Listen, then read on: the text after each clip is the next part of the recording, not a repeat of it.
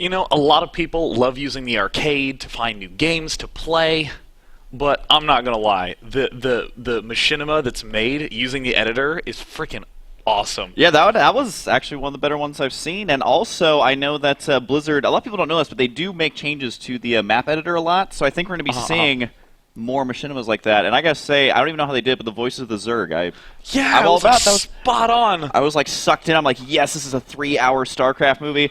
Nope, but definitely go subscribe to them because that was pretty awesome.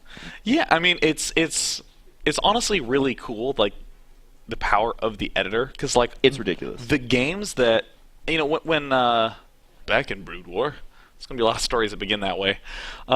Back in Brood War, a lot of pretty much all the games were just some kind of like RTS-ish thing. I remember there was the tower defense maps, really popular in StarCraft. There was the Pokemon style maps where you actually like had one character and you'd go around and you'd kill little dudes on a 256 by 256 map and level up. But like now you have like third person shooter horror zombie survival games like embedded. I was like playing scary games on my streams and people were like, you should play this game. It's actually made in the StarCraft editor. And it's like this like first-person maze puzzle game. Yeah, they have like MMOs. They have first-person shooters. They have a side-scrolling one that is similar to Metal Slug, how it plays where you jump and shoot a lot. You can basically make everything. Plus, you can make machinima movies. Plus, it's ridiculous. It's ridiculous, Sean. How do they do it? Freaking amazing! Oh, it's so good. And you know, actually, on the note of custom maps, when I first played StarCraft, I was talking a little bit about the records that were kept track throughout. You actually could get wins from winning custom map games. That's right. Right when it first came out. So eventually it was just moot. Like you would just play like a tower defense game, and if you won, great, and if not, well, whatever. But I remember what Nick and I did is we found this one custom map called like the Race of Death, where it was like a circuit and you were a vulture. It was actually like an official Blizzard custom map. Oh yes, you see, you're a vulture, and you just like go around in circles. Right. But if you don't know that it's like a racing game, when you start off and try to like kill things with a vulture, you're gonna lose a race of death, man. Yeah. So Nick and I, like our first glorious successes were all race of death games.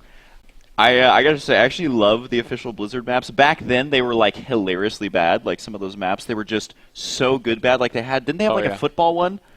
Oh my SCV god, football or something. SCV and football. The padding on the SCVs are like bumping into each other and getting stuck, and like you're trying to. Oh, it was so good. Oh my god, those maps were amazing. And then now in StarCraft 2, they make what's the soccer one that's really good? I can't remember. I can't remember off the top of my head. Exactly Everyone's gonna hate me, but it's amazing and so fun. And there's like a league based around it, and that's just one map. Sean, you're getting me too excited. Dude, in fact, actually, at the official North American launch that Husky and I are hosting at 9 p.m. tonight. What time is it right now? Is it 9? 8 a.m.? We got 8? A long... 8? You totally just put your mom on the spot. I just pointed to one of the people, like my wonderful mother's here, and I was just like, hey, what time is it? Right now. Hello, day mom. It's a tasteless mom as well. She's given birth to like 2/3 of esports. That's true. Can I be like part of the other 1/3? Yeah. Okay. All right. So before we go into this next segment, if you don't know what to talk about, we can talk more about the ball pit. No, you know what? I have a different question altogether. Okay. So here's the thing. I'll start first, but I want to posit you a question. I want to know what is some of the funniest flubs that have ever happened when you're doing a major tournament cast. Because, you and I have definitely done some casts from the room, where we're just hanging out at home, and it's a little more casual. Right. And like a lot of those really big events, like the MLGs, the NASLs, the IPLs, like... Are we talking about like how I've personally messed up a lot? I mean, sure, like, let me give you an example. So the first ever big StarCraft 2 cast I did was the Intel Extreme Masters Gamescom event. StarCraft 2 had come out like 10 days prior. I'd just done the launch event, and then there were some, maybe 1 or 2 weeks, and then boom, straight off to Gamescom in Cologne. So the way that the casting is set up, so they have like the desk here, they have the camera right there where it is, but instead of having like a backdrop, it was actually like the whole audience was just like open behind you. And amazingly, like, no one stood behind and trolled. And we're like, well, everything. Which they do at BlizzCon a lot. Do they? The direct TV feed. They have it in the middle, and everyone's like has signs with stuff on them. Dude. That's all I have to contribute. Well, so at this event, nowadays there's all these like structured, clear roles. There's the 2 caster computers. There's generally an observer who handles all the watching of the in-game stuff, and then there is a referee who invites everyone to the game.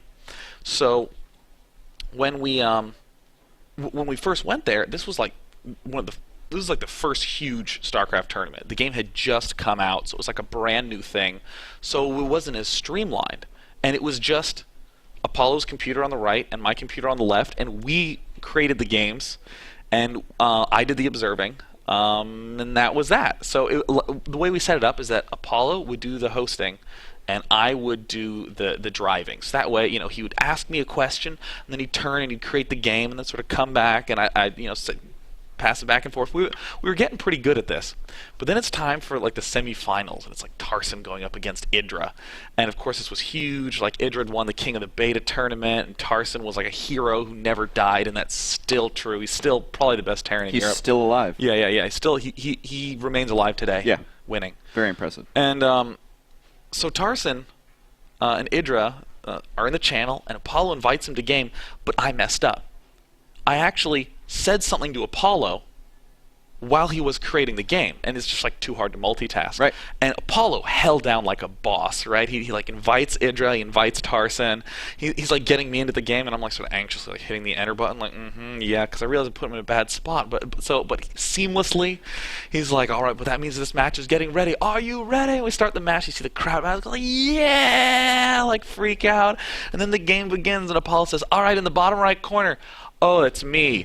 I made myself a player. And everyone's like, ha, ha, ha, ha, ha, ha. And I'm like, oh my God, I'm so sorry. Like, put him in this position. So Apollo hosted with himself as one of the players, so we immediately have to remake. Right. So we like rush into the game, Idra, Tarson in the right spot, and then like Apollo's there, and I join. And we didn't have European accounts, because again, the game had like just come out. No, Apollo had one, obviously. England's part of Europe. So he had an account, but I, for some reason, was using his account, and he had to use one of the, just someone who works at IEM was like, here, log in here. Okay. So he logs in there, we're getting ready to start the game, and he's like turning to me, he's talking like this, and his screen it's like right here as he's talking. And some guy just joins the game. Just some person, named like Ponzi, just was apparently on the friends list of like the admin who gave us the login. And Apollo like starts the game. He's like looking at me, and he like without even looking, he's like hits the enter button, and I'm like so we like start the game, and it goes on screen, and Tarson's like good luck, and everyone types good luck, and Ponzi's like good luck guys, and we're like oh my God. So we're like going through this whole cast. It's like a little nerve-wracking. I hope someone can actually find that VOD from Gamescom. It has to exist. It has to exist. It must exist somewhere. So we went through the whole game, and everything seems to be going okay. Everything seems to be going fine. And then at the end, Tarson's like, GG. And Ponzi's like, good game, well played, guys. And I never saw him again. It was and then awesome. He was gone. Yeah. I mean, that's like someone like at like the World Cup of soccer, just like accidentally being on the field and being allowed to like call a play. Just like I don't know. Or like they pass it to him and then he just kicks it, yeah, and he just walks he like off. juggles it and he just like passes it back to the guy, and it's fine, like. Didn't that recently happen in like a basketball game? The player accidentally passed it to the coach, who was just like chilling on the side of the court, and then he passed it, and then they scored a point. And I don't know the rules on that, but very similar. That is an interesting question. I'm unsure. Very similar. Have you ever had any flubs like this occur? It's funny because I have so many that it's hard to keep track. For example, my most recent flub was about 3 minutes ago.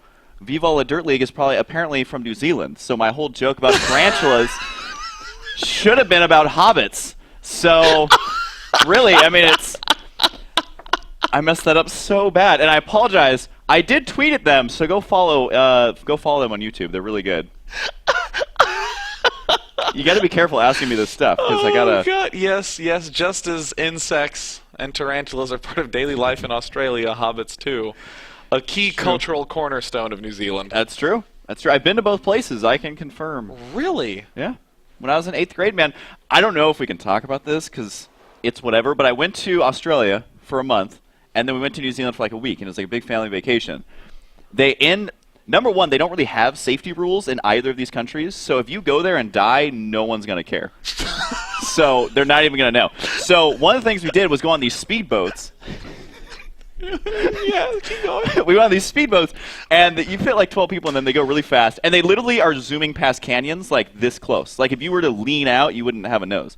So they go so fast. You can Google it. This is like legit. So we're going, and I'm sitting in the front right, which is the worst spot to sit in because I get very motion sickness.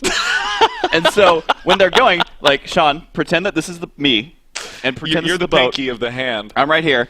So when they go and then they do these 360 spins, they dig the boat in and then they whip it. I can't turn my hand like that, but it whips all the way around. So this person right here is like the end of the wheel. Like, you know, you get the most movement. While the person in the middle, they're just like, hey, this is really great. So my parents were in the middle, like, taking photos. Like, this is so fun.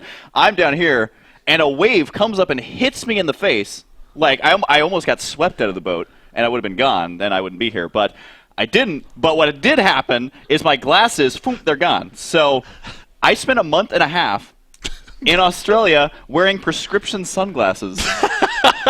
So if I'm ever stuck in like solitary confinement or a cave, I have lots of training in the dark. That's the story. What, man, a lot of things do go wrong when we cast. That's true. This is a bad idea. Oh my God, that is awesome. Man. I have more stories, but we'll save them for. That's perfect. We have another video coming up, and you know, I would say that a lot of people who are fans of the StarCraft space know about the esports scene. Yes. Follow the tournaments, have their favorite players, have their strats that they steal and their builds that they got into Platinum League with and all that stuff. However, there's another art form that I have the deepest respect for. Let's hear it. Speedrunning. Oh.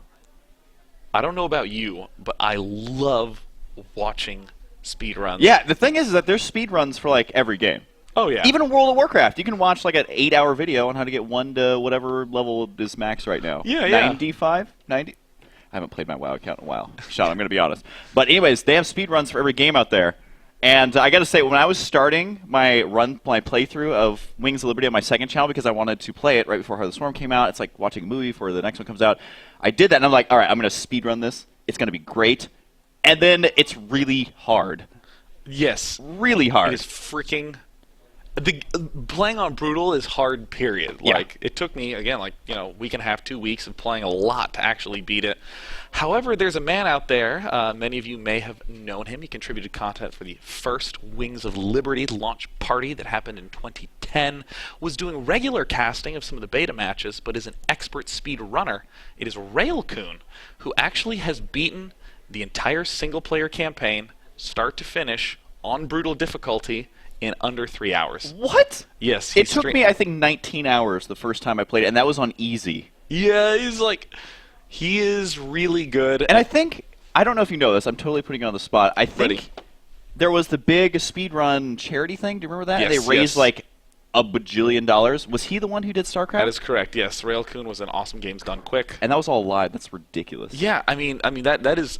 Honestly, I can understand a speedrunner working hard, stepping forward, you know, and then spending a week where he's like, all right, I'm going to film all my runs, and I'm going to take the best one. Yeah.